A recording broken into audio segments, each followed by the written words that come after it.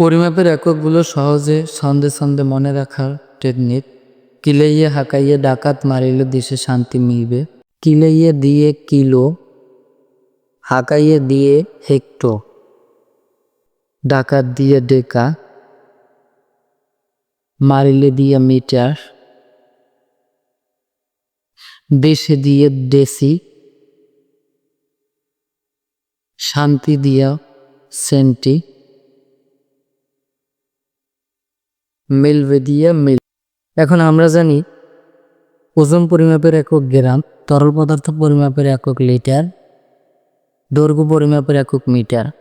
এখন শুধু এককগুলো যে এককে পরিমাপ করবেন ওই এককগুলো যুক্ত করলে মিটার একক হয়, তাইলে হবে কিলোমিটার, হেক্টোমিটার, ডেকামিটার, মিটারের কোনো চেঞ্জ নেই, ডেসিমিটার, সেন্টিমিটার, মিলিমিটার।